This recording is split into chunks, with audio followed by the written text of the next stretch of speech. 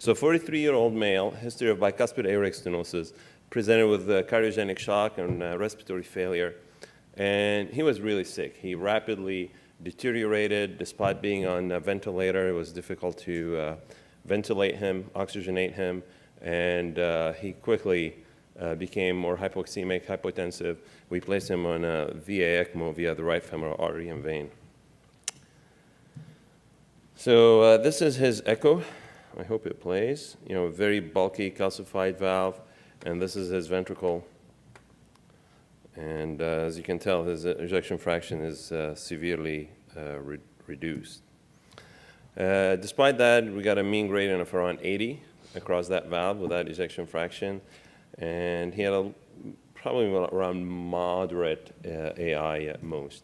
So we put him on ECMO, and the goal was to tune him up for TAVR.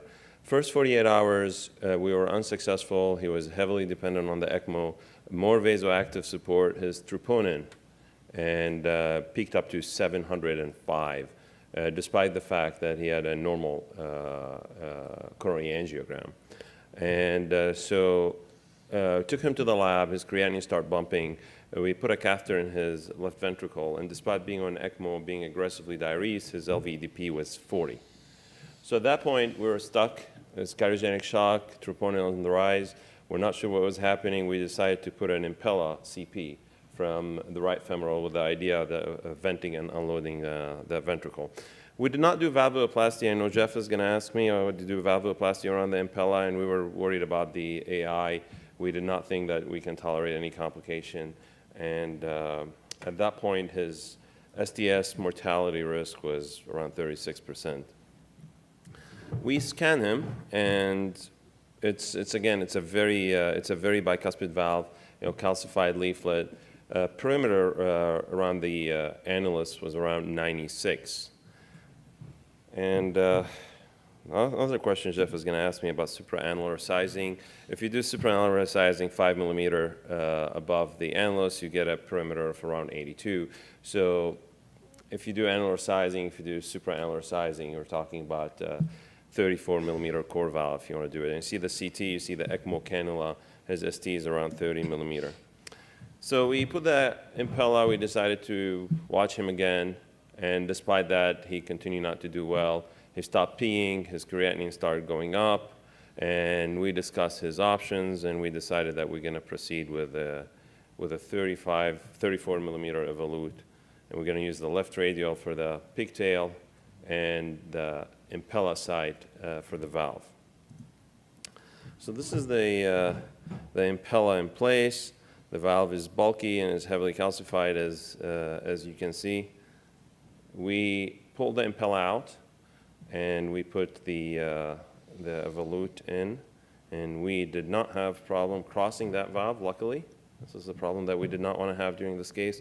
And actually, it was very interesting. We ramped up the ECMO flow up, so it's kind of like we're doing rapid pacing. There was very little contractility, and the valve deployment was very steady. As you can see, we unsheathed that valve pretty quickly, and we had a functioning valve. Now, the only thing is the valve looked like this. So the valve looked like this. And we did not pre-VAV because the hemodynamics were not great, and we were worried about the AI, there's no AI on echo, but we got a double-digit gradient. So we decided to balloon the valve. We got a 26 millimeter Z-mid balloon, and we post-dilated the valve. And you can see the valve is touching the annulus. It's not necessarily a deep implant. It's not as high. We usually implant them a bit higher, but we thought it was an acceptable implant. And this is how it looked on TEE. And why did you try why did you choose a Z-Med? I'm just curious. As opposed to true? As opposed to a less compliant, yeah. Yeah. We typically do them with with the Z-Med. We do not carry the true balloon, and we order them if we want to frac a valve. I'm sorry, Adnan. I used the word frac, but we usually not. the echo gradients were single digit. We dipped into the ventricle and we got a mean gradient of 8 and traced to mild perivalvular leak. So at that point, we were extremely happy. The patient improved significantly, creatinine normal, decannulated the following day, got extubated in a couple days, and was discharged in 5 days later. 30-day follow-up, his mean gradient was 8. He had trace AI. His ejection fraction, I'll show you. I'm not an echo person, but this ejection fraction looks much better than the one I showed you before. And one thing we do, though, and I want to share that with the group, all the bicuspid that we do, we scan them in a follow-up. So if you, so we put a 34 millimeter core valve in this case in a perimeter that was 98. And the valve is functioning great at 30 days. And this is the CT. We have a, at that level of supraannular sizing that Jeff was gonna ask me about, we got a diameter of 24 and a 20. And this is a 34 millimeter core valve. So in conclusion, TAVR can be offered as a salvage procedure in shock patients who are on ECMO and Impella, and TAVR sizing remains challenging in bicuspid native aortic valves. Very nice case. Yeah.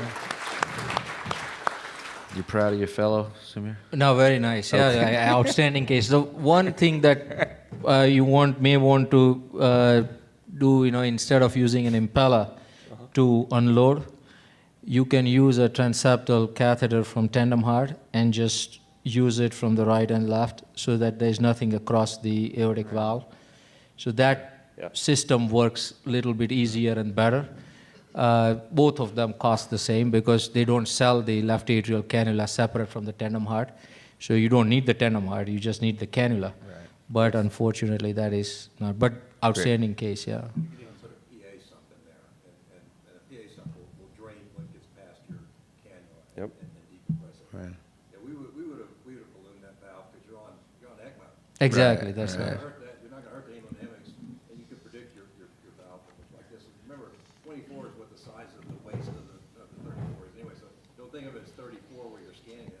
That's where the valve was. The valve's not 34. Just to defend this, we get this all the time, is you're on ECMO, but that arterial cannula is coming with pretty big force. So if you have AI and you worsen the AI, I don't think the ECMO is going to really help that much. No, the ventricle will blow up. So I think I'm just defending the decision. Just go ahead and get the valve in. I mean, that was a good way. I mean, and we have cases where we ballooned we pre-ballooned bicuspid. I mean, we traditionally pre-balloon all bicuspid before core valve implant, and we still see some waste. We still occasionally have to post-dilate them. Why not a bigger balloon? I mean, a 24 Z-Med's not going to go up to 23. That's not a very 26. Oh, it's 26. 6. It's a big, Okay. yeah. We have Great a case. very similar cake we published. All right. Great job. How